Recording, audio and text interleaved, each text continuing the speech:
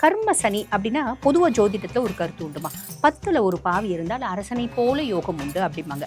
இங்கே 10ல் இருக்கக்கூடிய பாவி யாரு? சனி பகவான். உனக்கு உடனே சிம்மாசனமும் கிரீடனும் கொடுத்துருவானா, நீ அரசனை போல யோகத்தை உனக்கு கொடுத்துருவானா அப்படின்னு சாலிடாக சான்ஸே கிடையாது.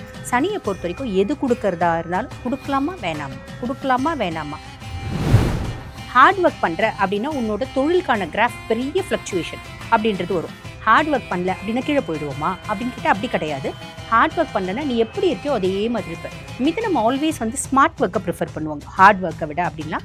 ஆனால் இந்த காலகட்டம் தொழில் சனி, விதி கிரகம் தொழில் ஸ்தானத்தில், ஜீவனஸ்தானத்தில் அப்படின்ற பட்சத்தில் நீ ஹார்ட் ஒர்க் அப்படின்றது பண்ணணும். இல்லைங்க, என்னோட மூளை தான் எப்பயுமே வேலை செய்யும். மூளையை நல்லா கசக்கி பிழிஞ்சு வேலை செய்யும். இது கட் பண்ணுற மாதிரி இருக்கும். புதன் சனி எப்பயுமே பேசக்கூடிய கம்யூனிகேஷனை கட் பண்ணி விடும், சுருக்கி போட்டு விடும். தொழிலாக இருந்தாலும் சுருக்கி போட்டு விடும். பயங்கர கடின உழைப்பு வேணும்.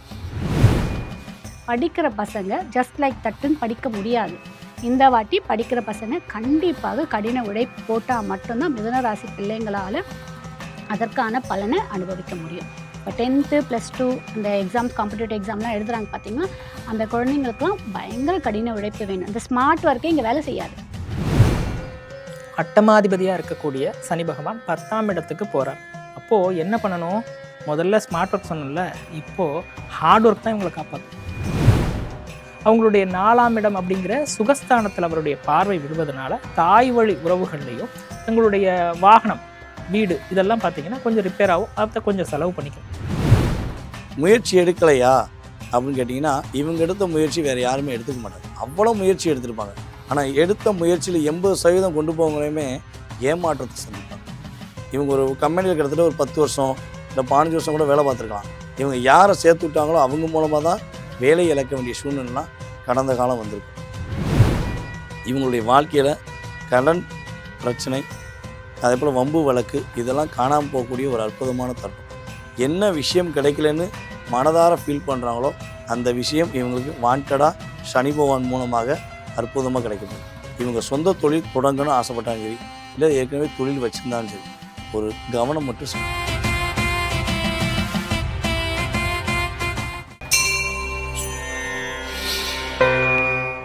ப்ரோவோக் பக்தி நேயர்களுக்கு வணக்கம். 2026 சனிப்பெயர்ச்சி 12 ராசிகளுக்கு எப்படி இருக்குது, யாருக்கு சாதகமாக இருக்குது, யாருக்கு பாதகமாக இருக்குது, இதை பற்றி கேட்டு தெரிஞ்சுக்கிறதுக்காக நம்ம கூட இன்றைக்கி 4 ஜோதிடர்கள் இணைந்திருக்காங்க.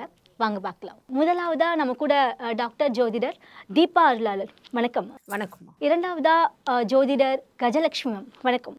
ஸோ மூன்றாவதாக நம்ம கூட ஜோதிடர் வளர்க்கண்ணன் சார், வணக்கம். வணக்கம். நான்காவதாக நம்ம கூட ஜோதிடர் சுந்தரபாண்டியன் சார், வணக்கம். வணக்கம். தீபா அருளாளர் மேம், நீங்கள் சொல்லுங்கள், இந்த 2026 சனிப்பெயர்ச்சி மிதுன ராசிக்கு எப்படி இருக்குது? பொதுவாக பாருங்க, மிதுனத்துக்கு 8 மற்றும் 9க்கு அதிபன்மா சனி பகவான். அஷ்டமஸ்தானம் அப்படிம்பாங்க, அதுக்கும் அவன் தான் அதிபன். அதே மாதிரி 9ஆம் பாவம் பாக்கியஸ்தானம், அதுக்கு அவன் தான் அதிபன். கும்பத்துலேருந்து மீனத்தில் பயிற்சியாகி இருக்கக்கூடிய சனி மிதுனத்துக்கு பாருங்க 10ஆம் பாவம் தொழில் ஸ்தானம். ஆக சனியை என்ன சொல்லுவாங்க அப்படின்னா கர்ம சனி அப்படிம்பாங்க. கர்ம சனி அப்படின்னா பொதுவாக ஜோதிடத்தில் ஒரு கருத்து உண்டுமா, 10ல் ஒரு பாவி இருந்தால் அரசனை போல யோகம் உண்டு அப்படிம்பாங்க. இங்கே 10ல் இருக்கக்கூடிய பாவி யாரு? சனி பகவான். உனக்கு உடனே சிம்மாசனமும் கிரீடனும் கொடுத்துருவானா, நீ அரசனை போல யோகத்தை உனக்கு கொடுத்துருவானா அப்படின்னு சாலிடாக சான்ஸே கிடையாது.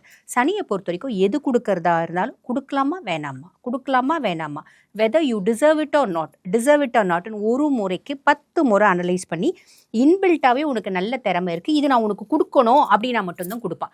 அப்போ ரொம்ப சிம்பிள். இந்த கர்ம சனி என்ன பண்ண போகிறான் மிதுன ராசி அன்பர்களுக்கு? நீ மிதுனம் அப்படின்னாலே கம்யூனிகேஷனுக்குனே ஒரு ராசி அப்படின்னு சொல்லலாம். காற்று தத்துவ ராசி, புதனோட ஆதிக்கம் பெற்ற ராசி, நல்ல புத்திசாலிகள், ரெட்டைத்தன்மை, அந்த டியூவல் கேரக்டர்ஸ் அப்படின்றது ஆன் அண்ட் ஆஃப் அவங்களுக்கு மேனிஃபெஸ்ட் ஆகும் அப்படின்னு சொல்லலாம்.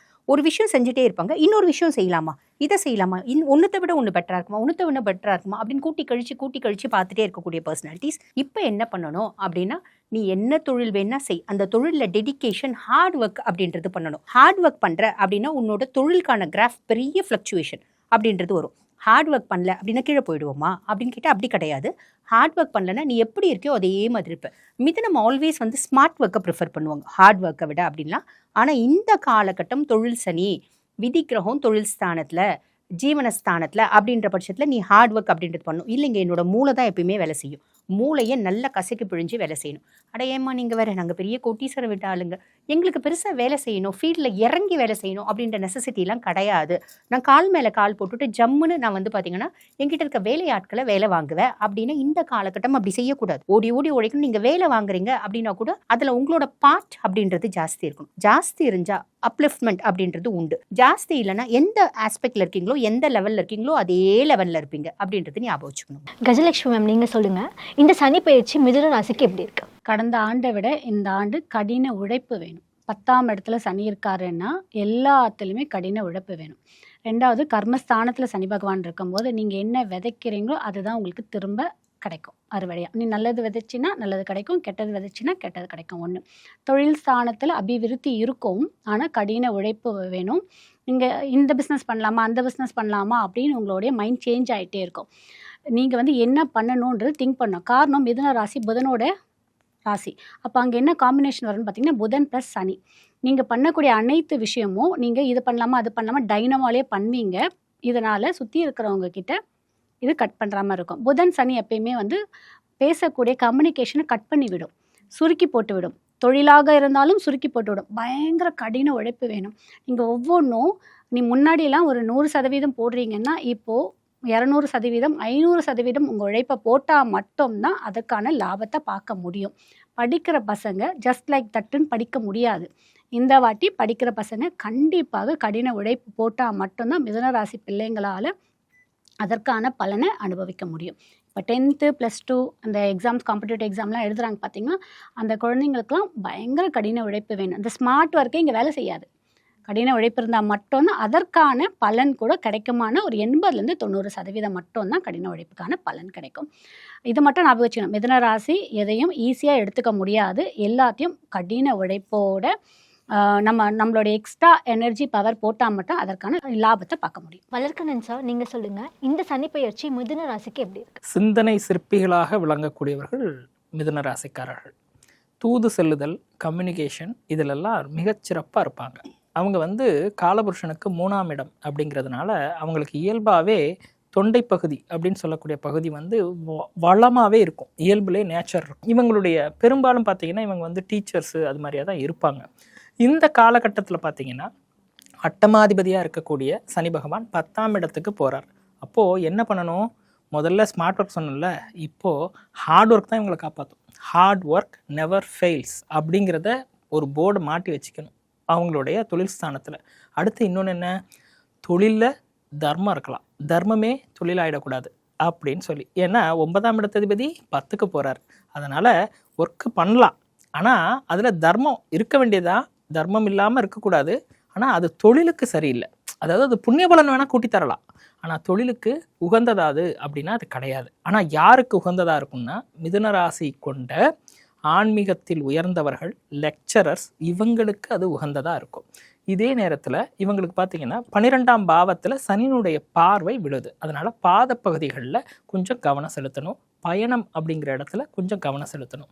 அவங்களுடைய 4ஆம் இடம் அப்படிங்கிற சுகஸ்தானத்தில் அவருடைய பார்வை விழுவதனால தாய் வழி உறவுகள்லையும் தங்களுடைய வாகனம், வீடு இதெல்லாம் பார்த்தீங்கன்னா கொஞ்சம் ரிப்பேர் ஆகும். அதை கொஞ்சம் செலவு பண்ணிக்கணும், வேறு ஒன்றும் இல்லை.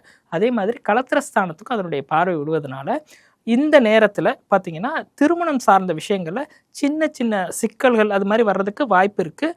அது தெய்வ அனுகூலத்தினால நிச்சயமாக அது நிவர்த்தியாகி நல்ல விதமாக நடந்துடும். இப்போது மிதுன ராசி இயல்பிலே பார்த்தீங்கன்னா வைஷ்ணவம் சார்ந்த தேவதைகளில் யார் அப்படின்னா பெரிய திருவடி, சிறிய திருவடி அப்படின்னு சொல்லுவாங்க. பெரிய திருவடினா பலருக்கும் தெரியும், கருடன் இருக்காரு. அதே மாதிரி சிறிய திருவடினா அனுமன் இருக்காரு. இந்த 2 பேரில் யாரை வழிபாடு பண்ணாலுமே இதுலேருந்து நிவர்த்தி அடைய முடியும். சுந்தரபாண்டியன் சார், நீங்கள் சொல்லுங்கள், இந்த சனி பயிற்சி மிதுன ராசிக்கு எப்படி இருக்குது? அதாவது மிதுன ராசிக்காரங்க என்னென்ன விஷயங்களை கவனமாக இருக்குன்னு அவங்க சொல்லிட்டாங்க. இந்த சனி பயிற்சி மிதுன ராசிக்கு என்ன கொடுக்க போகுதுங்கிறத நான் சொல்கிறேன்.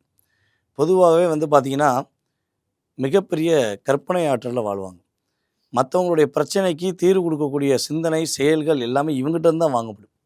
ஒரு விஷயம் ஒரு இடத்துலேருந்து இன்னொரு இடத்துக்கு நகர்ந்து போகுது, அது வெற்றி பெறுதுன்னா மிதுன ராசிக்காரங்க இருந்தால் மட்டும்தான் அது முடியும். ஸோ அப்படிப்பட்ட மிதுன ராசிக்கு வேலையில் பிரச்சனை, இவங்க யாரெல்லாம் வேலைக்கு சேர்த்து விட்டாங்களோ அதனால் பிரச்சனை, வாழ்க்கையில் ஒரு போராட்டம், கஷ்டம் எல்லாமே கடந்து வந்த காலம்தான் இந்த கடந்த ஒரு 3 வருஷம். இவங்களால் முயற்சி எடுக்கலையா அப்படின்னு கேட்டிங்கன்னா இவங்க எடுத்த முயற்சி வேறு யாருமே எடுத்துக்க மாட்டாங்க. அவ்வளோ முயற்சி எடுத்திருப்பாங்க. ஆனால் எடுத்த முயற்சியில் 80% கொண்டு போகங்களையுமே ஏமாற்றத்தை சந்திப்பாங்க. இவங்க ஒரு கம்பெனியில் கிட்டத்தட்ட ஒரு 10 வருஷம் இல்லை 15 வருஷம் கூட வேலை பார்த்துருக்கலாம். இவங்க யாரை சேர்த்து விட்டாங்களோ அவங்க மூலமாக தான் வேலையை இழக்க வேண்டிய சூழ்நிலைலாம் கடந்த காலம் வந்திருக்கும். ஸோ அப்படிப்பட்ட ஒரு பிரச்சனை, போராட்டம், வேலை அழுத்தம், தொழிலில் முன்னேற்றம் இல்லாத சூழ்நிலை, இதெல்லாம் இவங்களுக்கு ஒரு முடிவு எப்போ வரும், எப்போ நம்ம நிம்மதியாக இருப்போம், நமக்காக வாழவும் அப்படின்னு எதிர்பார்த்துருக்கு. காத்து காத்து காத்து ஒரு பாட்டை சொல்லுவாங்களே, காத்திருந்து காத்திருந்து காலங்கள் போனதடி அப்படிங்கிற மாதிரி, பூத்திருந்து பூத்திருந்து பூவிலி நோகுதடின்னு சொல்கிற மாதிரி தான் இவங்க லைஃப் உண்மையிலேயே வேலையிலையும் தொழிலையும் ரொம்ப சூப்பராக இருக்குது. இவங்களுடைய வாழ்க்கையில் கடன் பிரச்சனை, அதே போல் வம்பு வழக்கு, இதெல்லாம் காணாமல் போகக்கூடிய ஒரு அற்புதமான தருணம்.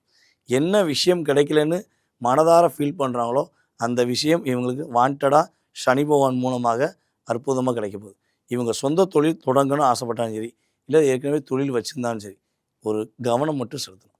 அசால்ட்டாக அந்த நண்பரை நம்புறது, பக்கத்து வீட்டுக்காரன் நம்புறது, எதிர்த்து வீட்டுக்காரன் நம்புறது, அவங்களால நம்பி செய்யாமல் உங்களை நீங்கள் நம்பிட்டீங்கன்னா உங்களுடைய வாழ்க்கை சூப்பராக இருக்கும்.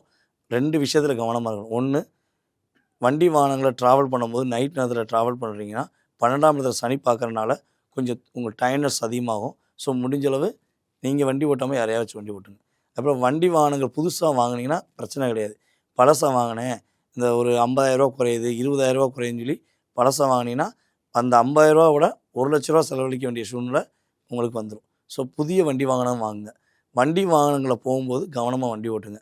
2வது, மிதுன ராசிக்காரங்க சந்தோஷமாக இருந்தால் பக்கத்தில் உள்ள யாருக்குமே பிடிக்காது.